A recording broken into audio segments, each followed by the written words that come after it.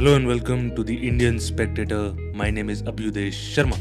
India ने EFTA bloc which comprises 4 European nations Iceland, Norway, Switzerland and Liechtenstein के साथ एक free trade agreement sign कर लिया which is being called as TEPA, Trade and Economic Partnership Agreement. Although it looks good on paper, but only the time will tell कि how well it plays out. क्योंकि India का historically FTAs के साथ ज्यादा अच्छा experience नहीं रहा है. वन ऑफ द क्वेश्चंस जो आपके दिमाग में आ रहा होगा कि पूरे EU के साथ ये एग्रीमेंट साइन क्यों नहीं हो पाया एंड यूरोप के सिर्फ 4 देशों वाले ब्लॉक के साथ ही हो पाया.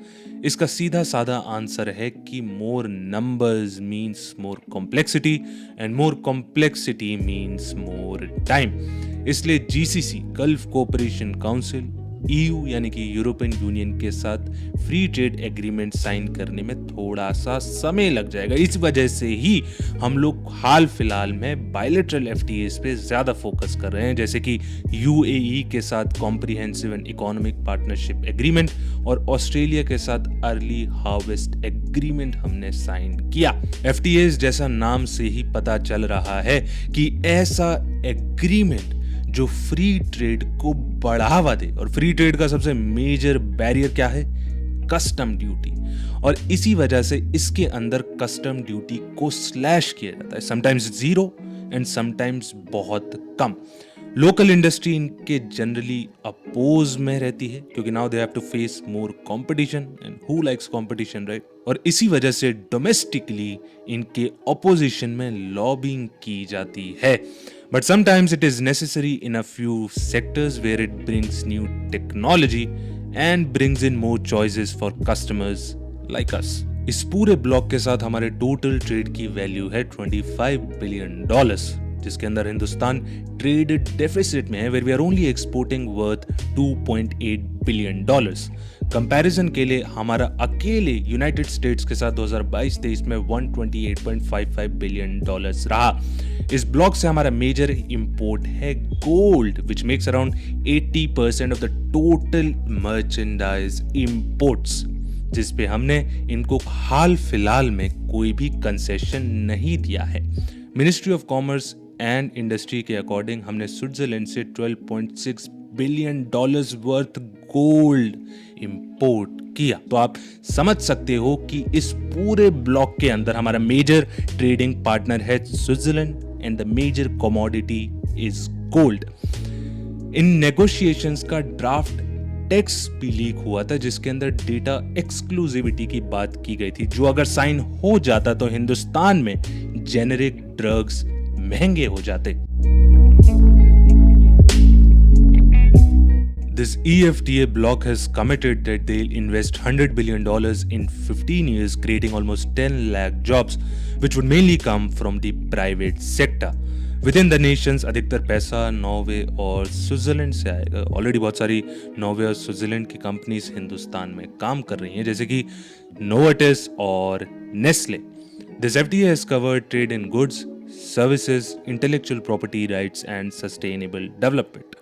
ट्रेड इन गुड्स की बात अगर हम करें तो हमारा इसमें नेग्लिजिबल फायदा होगा क्योंकि देश जैसे कि स्विट्जरलैंड, जो हमारे इस ब्लॉक के अंदर मेजर ट्रेडिंग पार्टनर है, उसने सभी देशों के लिए इंडस्ट्रियल गुड्स पे कस्टम ड्यूटीज को स्लैश कर दिया है. और हमारा उस देश के अंदर 98% एक्सपोर्ट्स इंडस्ट्रियल गुड्स ही है एंड बाकी के रहे agricultural goods, they have a low value trade. यानी कि we don't have a competitive edge for our industrial goods in their markets. Services की बात अगर हम करें तो प्रोफेशनल्स जैसे कि आर्किटेक्ट्स और नर्सेज, उनके लिए वीजा रूल्स को रिलैक्स किया गया है and yoga practitioners and doctors के लिए भी रूल्स को रिलैक्स किया गया है. एक प्रोविजन ये भी है कि अब आपको वहां पे प्रैक्टिस करने के लिए यानी कि काम करने के लिए डिग्री को रिपीट नहीं करना पड़ेगा. एक एग्जामिनेशन होगा और आप वहां पे काम करने के लिए एलिजिबल हो जाएंगे. जस्ट लाइक जो बच्चे बाहर मेडिकल पढ़ने जाते हैं उनको हिंदुस्तान में प्रैक्टिस करने के लिए एक एग्जाम देना होता है.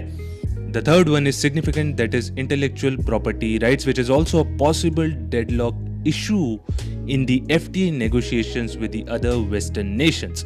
In this particular FTA, a lot of pharma companies are located in this block and they wanted to protect their intellectual property rights.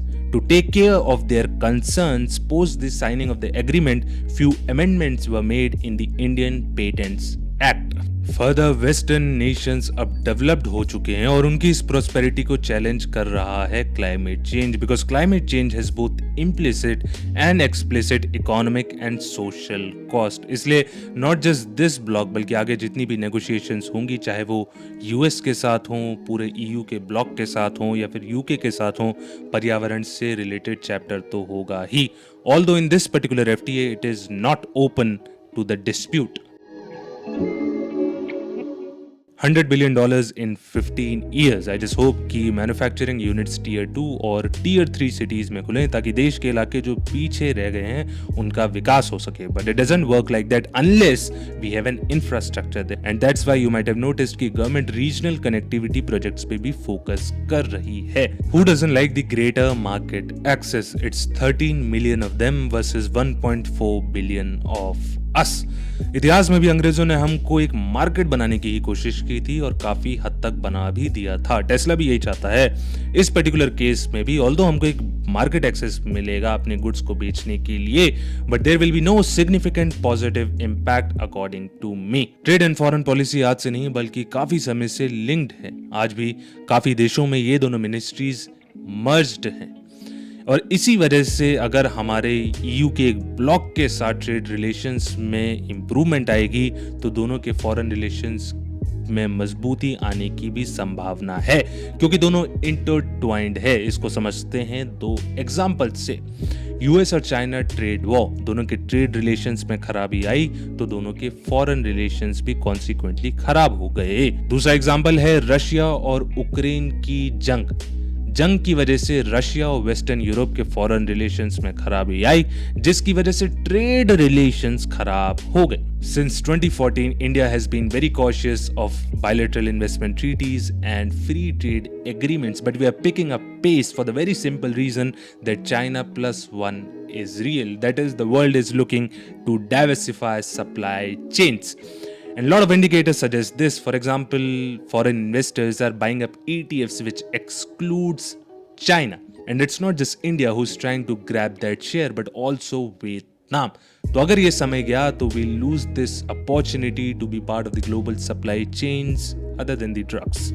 In negotiations का ड्राफ्टेड टेक्स्ट लीक हो गया था, तो जब इनसे इस चीज की सिक्योरिटी इंश्योर नहीं हो रही है तो आपके और मेरे डेटा का तो भगवान ही जाने. दूसरा, चादर में जब छेद हो जाता है तो चादर वहीं से फटती चली जाती है. Although it's just 4 Western European nations for now, but I guess it will help in the negotiations with the whole EU bloc. And the last one is Switzerland और Liechtenstein वहाँ के tax havens माने जाते हैं, so we have to be cautious of that. So that's it with this video. Take care of yourself, your family. Keep smiling. Have a good, loving, and a peaceful day.